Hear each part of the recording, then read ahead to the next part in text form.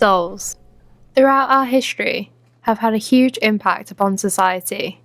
Archaeological evidence places dolls as the foremost candidate for the oldest known toy.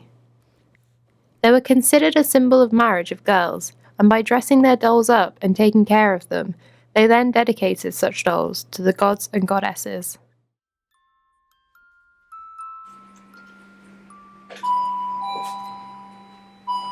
Have you done it, Mike?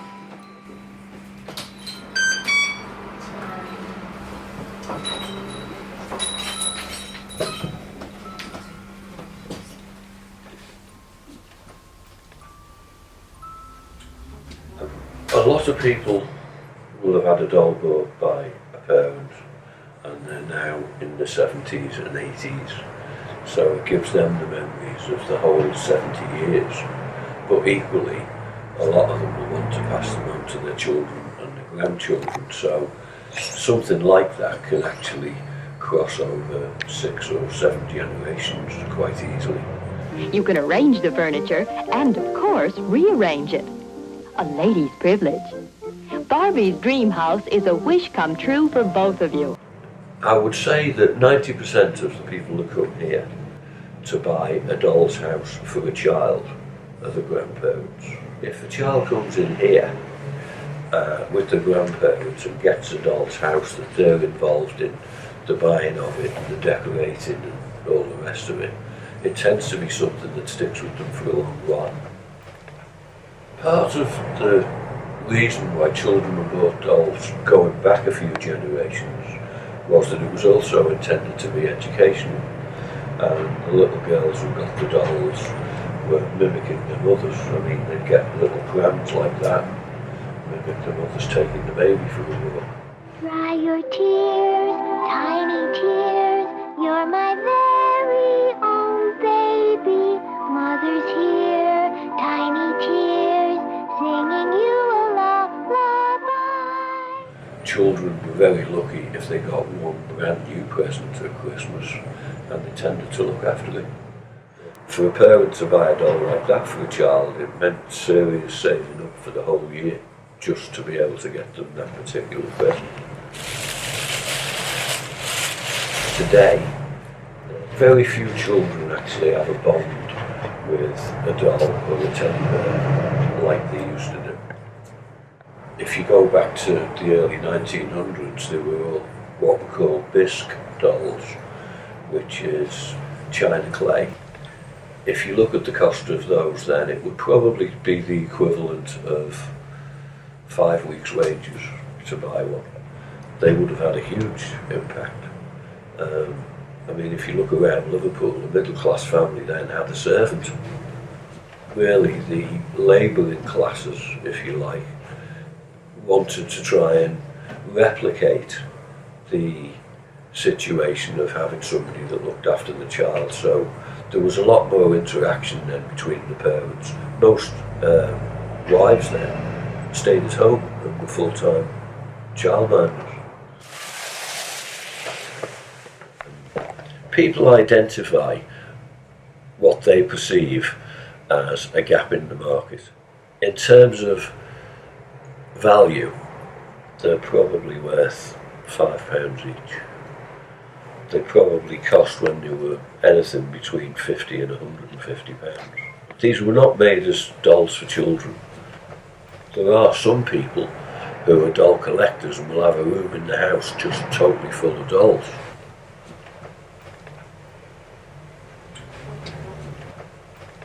Maybe a lady in her 50s or 60s thinks back to her childhood and thought, that was a nice doll.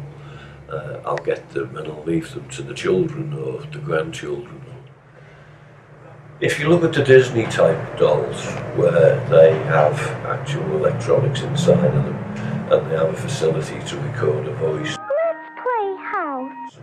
ask messages, Please change my dress. and some of them are even wouldn't have a facility to join two together so they'll have a conversation.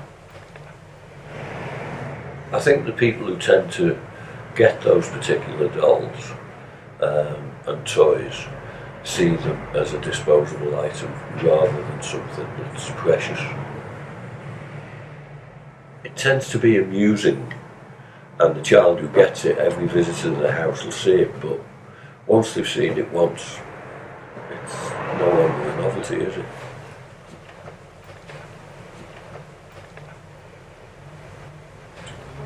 Nobody's dolls come to life, strangle the children or shot the dog.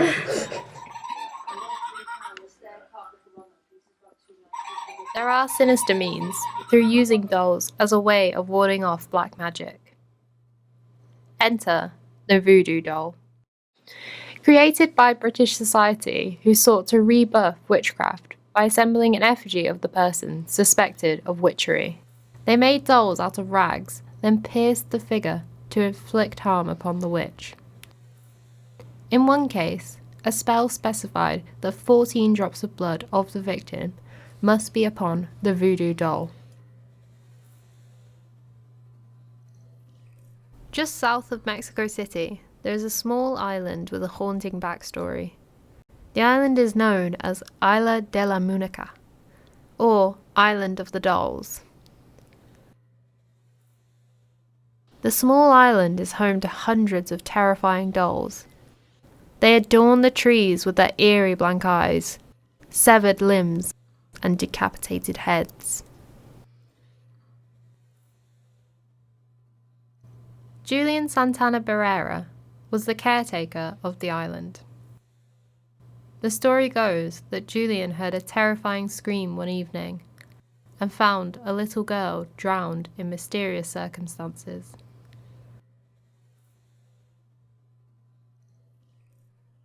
Julian continued to hear screams outside his secluded cabin, until one day he then saw a doll floating near the canals, where the little girl had died. He continued to collect and hang dolls upon the island for over 50 years, until his demise in 2001. He drowned on the very same spot the little girl did.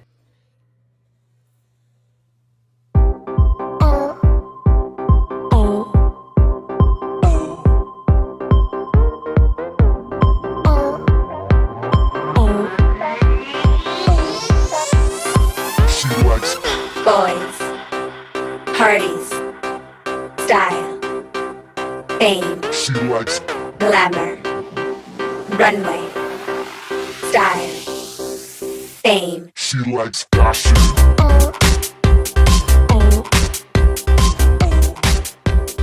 She likes fashion. Growing up, I originally had dolls that were babies, and then as I grew older, I had dolls such as Barbie that I believed were meant to symbolize what was the ultimate woman.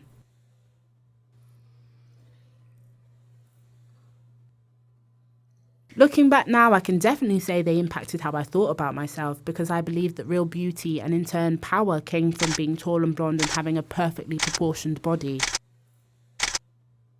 The idea that female gender revolves around being tall and thin and almost childlike is definitely an idea that women have taken on and used to define their own bodies. See? She looks just like me. I think dolls have become massively commercialised due to the control of the patriarchal society and how they impose their views on us. Dolls are not made in the way women want to look, but in the way men feel like we should look.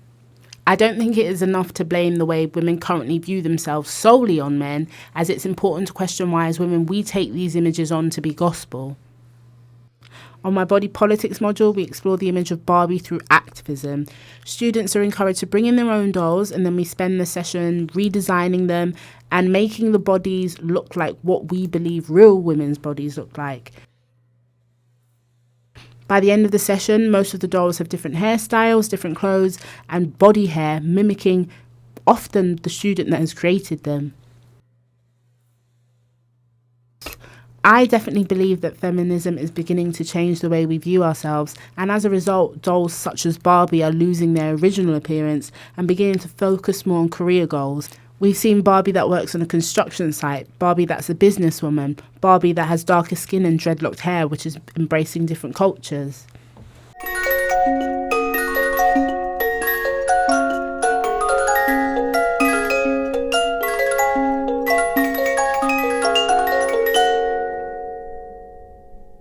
Style, fame, She likes glamour, runway, style, fame, She likes fashion.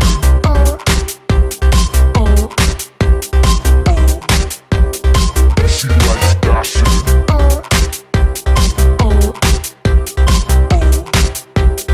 She likes fashion.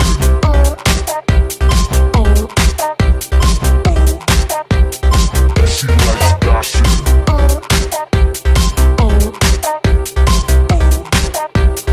She likes boys, parties, style, fame, She likes glamour, runway, style, fame, She likes fashion.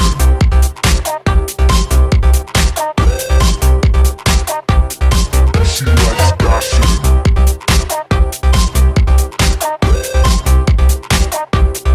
She likes boys, parties, style, fame, She likes glamour, runway, style, fame, She likes boys, parties, style, fame, She likes glamour, runway, style, fame, She likes fashion.